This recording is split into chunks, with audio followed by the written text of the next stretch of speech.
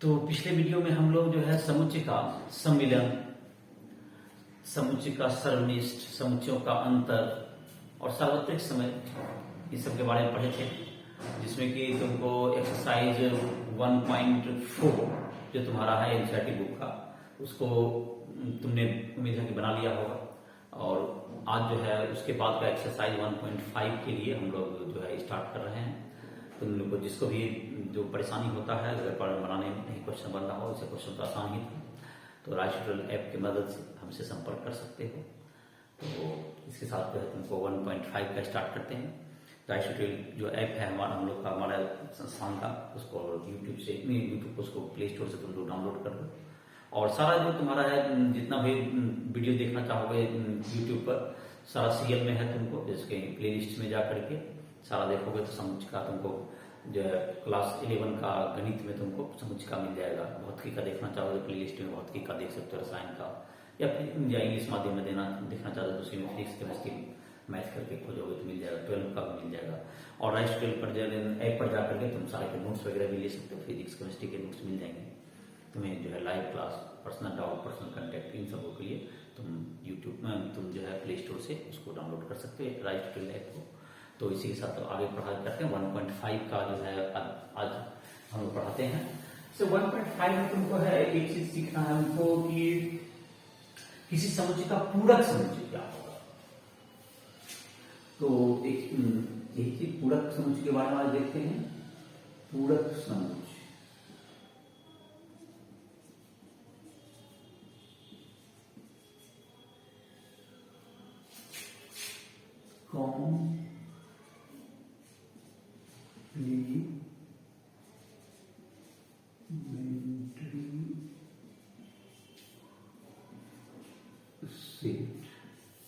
तो complementary set क्या होगा पूरक समुच्चय का?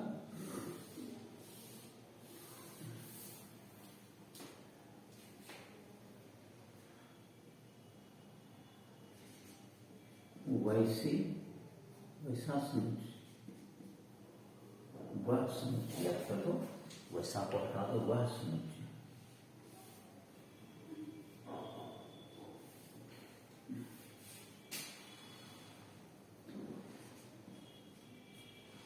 वह समुच्चय जिसमें समुच्चय ए के अवयव उपस्थित न हो, जिसमें समुच्चय ए के अवयव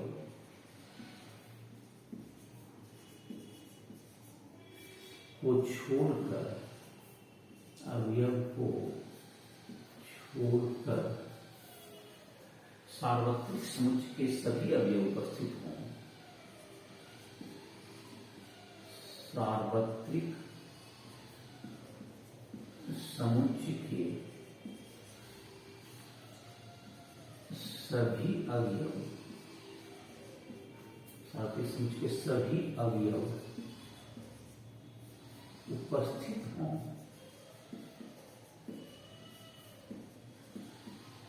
उपस्थित हों ए का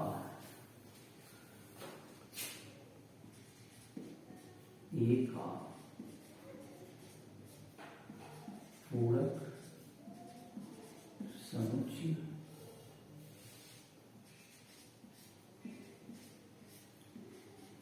कहलाता है।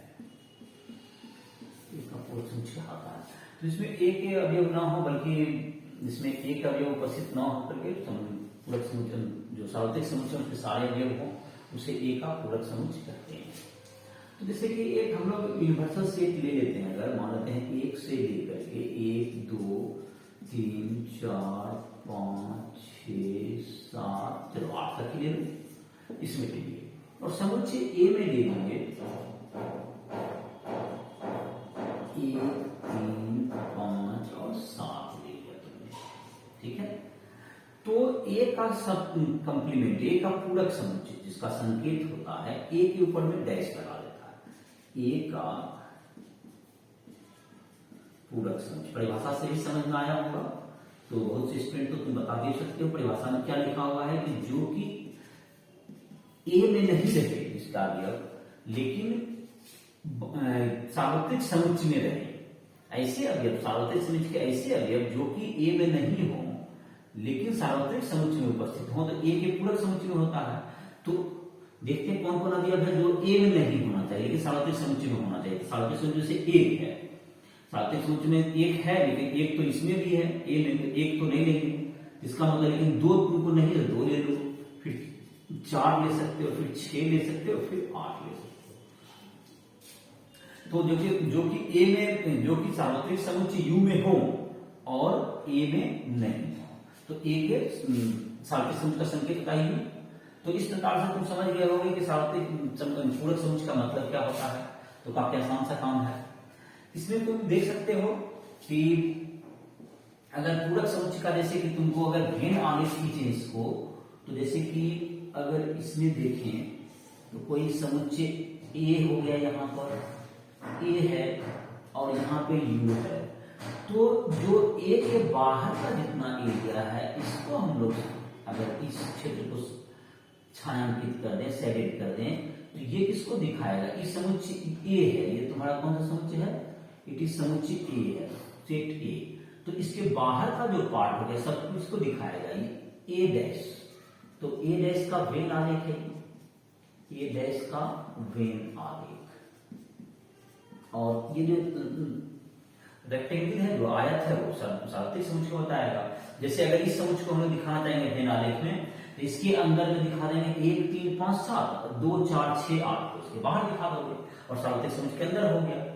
तो जब इसको चाहो तो दिखा भी सकते हैं, जैसे 1 3 5 और 7, इसको अंदर दिखा दिया। अब बाहर तुम 2 4, फिर यहाँ 6 दे दो और यहाँ पर 8 दे दो, तो 2 4 6 8 जो कि ए डैश में हो गए, सार्वत्रिक समुच्चय का रिप्रेजेंटेशन भी हो जाती है। तो कुछ समझ में आ रहा हो सार्वत्रिक समुच्चय क्या होता है, इस उदाहरण से समझ में आ गया होगा बहुत हद तक। और देखो अब कुछ सार्वत्रिक पूरक समुच्चय के बारे में कुछ और जानकारी दी इसमें सोचो, जैसे कि एक डैश एक कंप्लीमेंट का कंप्लीमेंट कोई कर दे, एक के पूरक, तो जो ए में नहीं है वो ए के पूरक में होगा, और जो उसका भी पूरक कर दे तो किसके बराबर होगा, आसानी से समझ में आ रहा होगा, फिर से ए आ जाएगा। जैसी उदाहरण देखो, ए डैश का पूरक करोगे 2 4 6 8 को छोड़ के क्या आ जाएगा, 1 3 5 7 आ जाएगा, तो ए के बराबर आएगा। तो ये समझ लिया होगा, ए कंप्लीमेंट का कंप्लीमेंट फिर से ए हो जाएगा। तुमको जो है फाइव का कंप्लीमेंट कितना होगा, 5 को यू में घटाओगे तो 5 कंप्लीमेंट बराबर क्या होगा, u माइनस 5।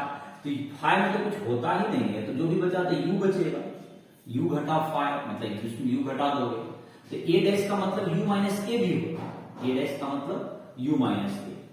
u डैश का क्या मतलब हो जाएगा, इसको u में u घटेगा तो क्या बचेगा, तो 5 बच जाएगा तुम्हारा। तो u डैश बराबर 5, 5 डैश बराबर u। तो अगर कहा जाए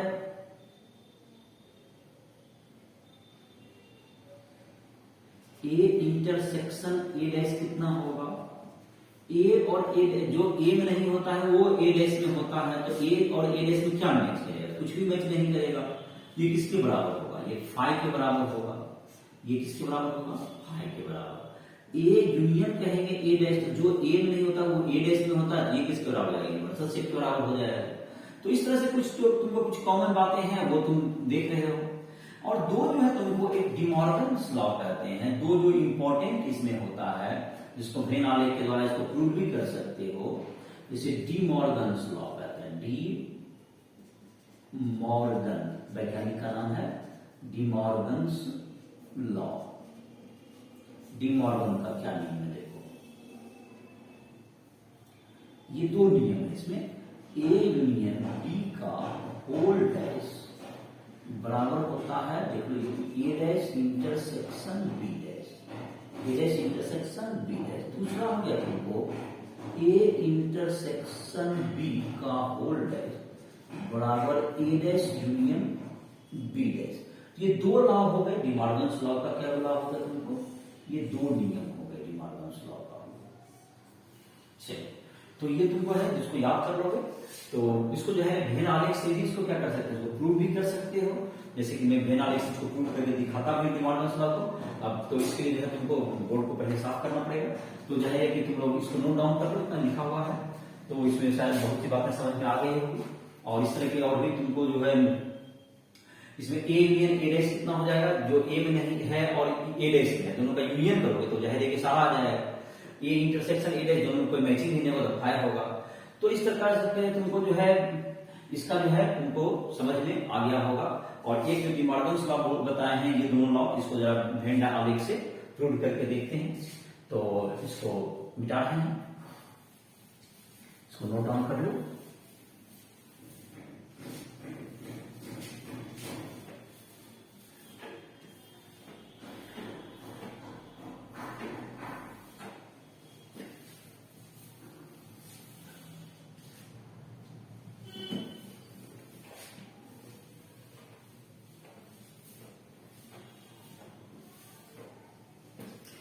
तो ये तुम्हारा है, इसमें क्वेश्चन रहेगा तुम देख सकते हो, उदाहरण तुम बना सकते हो। तुम्हारा बहुत सा उदाहरण है, तुमको देखते बन जाएगा।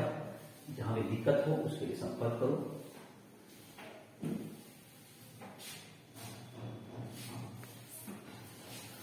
तो अब है तुमको जैसे कि वेन अभी जो था डिमार्गन्स लॉ का ए यूनियन बी का डैश, देखो वेन आलेख से कैसे हम लोग देखते हैं इसको, ए डैश इंटरसेक्शन बी डैश, ये डिमार्गन्स लॉ का पहला है, इसको कैसे प्रूव करेंगे।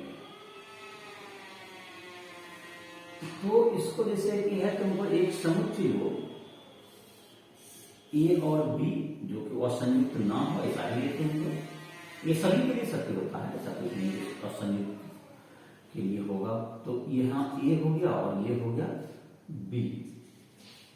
तो ए यूनियन बी का डैश, इसका मतलब तो समझ में आ रहा होगा। ए यूनियन बी जो होगा हमारा कौन सा एरिया होता है, ए यूनियन बी का मतलब होता है ये पूरा रीजन जो कि ए में है या बी में है, अंदर वाला पूरा रंगा जाएगा।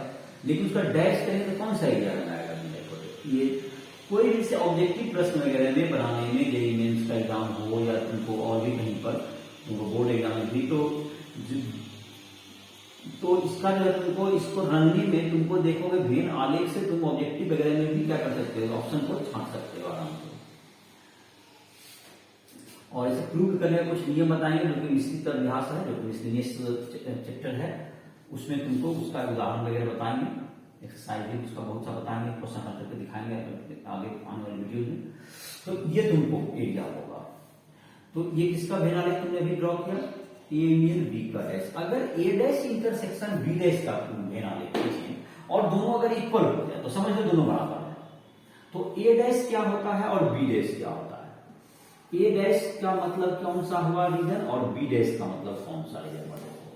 फिर उसमें तुम कॉमन लेना, दोनों को अलग अलग ड्रॉ करके दिखाते हैं। ए डैश का मतलब हुआ जो ए में नहीं है, जो ए में नहीं है वो किसमें होगा, ए डैश में होगा। तो जो ए में नहीं है, तो जो ए में नहीं है तो मतलब बी में, इसका इसमें तो हो सकता है लेकिन इसके बाहर, इन दोनों के इसके बाहर हो गए। तो ये हो गया ए डैश हो गया। फिर यहीं से ड्रॉ करते हैं बी डैश का, देखते हैं मेरा आलेख। छोटा ही जगह है, छोटा ही नहीं खींच दो। ये बी डैश का वेन आलेख में क्या होगा, ये ए है बी है, जो बी में नहीं होगा वो बी डैश में होगा। तो इसमें ई वाला एरिया होगा जो बी में नहीं है और बाहर वाला तो होगा ही होगा। तो ये किसका हो गया वेन आलेख, बी डैश का हो गया। अब दोनों में कौन सा मैचिंग एरिया है, तो वो ए डैश इंटरसेक्शन बी डैश होगा। तो उसका बताते हैं, आप देखते हैं। तो ए बी हो गया और ए इन डैश इंटरसेक्शन बी डैश का वेन आलेख बना। तो जो ए डैश में है और बी डैश में, दोनों में जो कॉमन एरिया है। तो देखो ए में तुम ए डैश में था जो कि ए में नहीं है, मतलब बी का कुछ पार्ट लगाया था, बाहर लगाया था। इसमें क्या हुआ, फिर बी डैश में क्या हुआ, बी का जो में बी में नहीं, तो कुछ ए का कुछ पार्ट लगाया और बाहर लगाया। दोनों में कॉमन कौन सा है, दोनों में जो मिलता है वो तो बाहर वाला ही है। तो दोनों में कौन वाला कॉमन है, ये बाहर वाला है। तो इसका मतलब क्या हुआ, डिमार्गन्स लॉ का जो तुम्हारा ही प्रूव हो गया तुमको, ये दोनों तो इक्वल ही हो गया। देखो साइड एरिया क्या बराबर है दोनों का, इसलिए ये क्या होगा, ये दोनों इक्वल हो गया। वेन आलेख से क्या दिख रहा है, वेन आलेख से ये दोनों एरिया इक्वल है। इसी प्रकार से ये डिमॉर्गन्स लॉ का दूसरा है तुमको, ये पहला हो गया डिमॉर्गन्स लॉ का, the Morgan law, the Morgan नियम। चलो ये हो गया तुमको। दूसरा तो इसी का होता है जिसको आसानी से प्रूव कर सकते हो इसी ढंग से भेनाले के द्वारा। वो दूसरा क्या है तुमको, ए इंटरसेक्शन बी का डैश होगा, तो यहां पर जब यहां इंटरसेक्शन होगा तो यहां यूनियन होता है, ए डैश यूनियन बी डैश। इसको भी भेनाले खींच के ट्राई करो, थोड़ा प्रूव हो जाएगा। ये दोनों लॉ तुमको क्या हो जाएगा, ये हो गया। तो ए इंटरसेक्शन बी का डैश को कहां रखोगे, देखो इसको ए को रन देते हैं, तुमको बाकी कर लोगे। ए इंटरसेक्शन बी का डैश, तो ए इंटरसेक्शन बी को छोड़ के सब इंटरसेक्शन बी वाला एरिया हुआ जो बीच वाला एरिया है उसको छोड़ के इधर वाला भी रख दो, इधर भी रख दो और बाहर भी रख दो। ये किसका बताएगा, ए इंटरसेक्शन बी डैश। और यही चीज A dash union B dash करोगे, यही रीजन आएगा, is equal to A dash union B dash. ये भी रीजन सेम आ जाएगा। इसको डिटेल में करके बना भी सकते हो अपने से।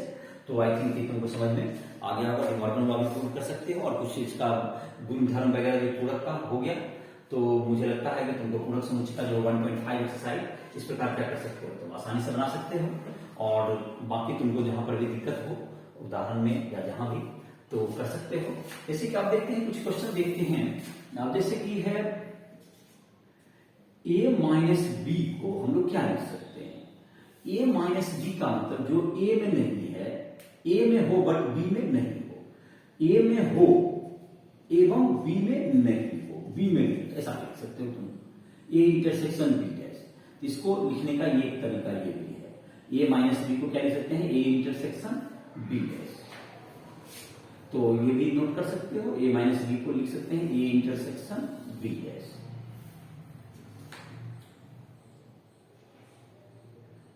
तो इस तरह से तुम जो है कुछ क्वेश्चंस वगैरह को ट्राई कर सकते हो। जैसे ए दिया हुआ है, यू दिया हुआ है, मतलब तुमको ए बी का मान दे दिया हुआ है, सबको डैश लेकर निकाल करके सबको बनाओगे तो आसानी से क्या कर सकता है, क्वेश्चन उदाहरण देखोगे, उदाहरण बना लो, फिर एक्सरसाइज बनाओ, तुम्हारा बन जाएगा आसानी से।